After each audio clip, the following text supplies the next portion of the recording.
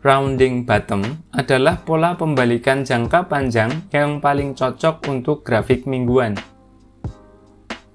Pola ini juga disebut sebagai saucer bottom dan mewakili periode konsolidasi panjang yang berubah dari kecenderungan bearish menjadi kecenderungan bullish. Ada beberapa hal yang harus kita perhatikan dalam pola ini. Yang pertama adalah tren sebelumnya.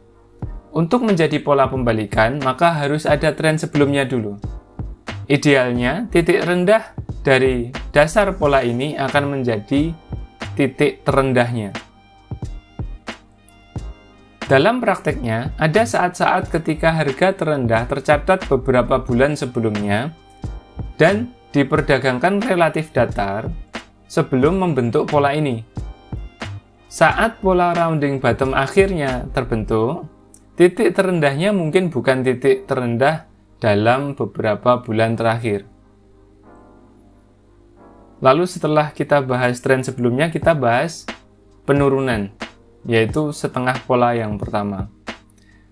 Bagian pertama dari pola rounding bottom adalah penurunan yang mengarah ke titik terendah pola.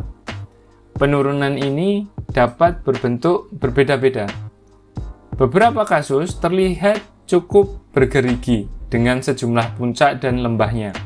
Sementara beberapa kasus yang lain diperdagangkan dengan cara yang lebih linear atau lebih smooth. Lalu setelah penurunan, kita tinjau titik terendahnya.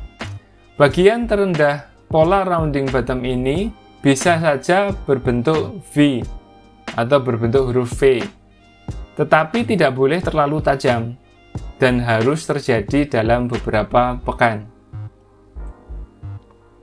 Oleh karena harga bergerak dalam penurunan long term, kemungkinan terjadinya klimaks penjualan ini ada dan berpotensi membentuk spike atau turunan mendadak yang lebih rendah.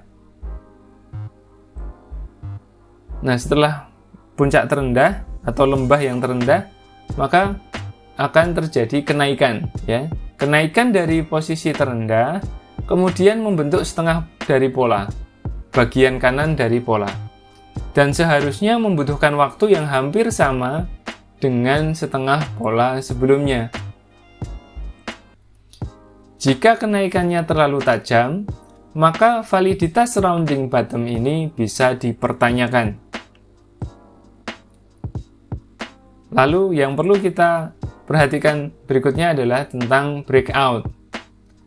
Konfirmasi bullish terjadi ketika pola mengalami breakout ke atas titik tertinggi dari awal pola. Silahkan perhatikan gambar di layar Anda.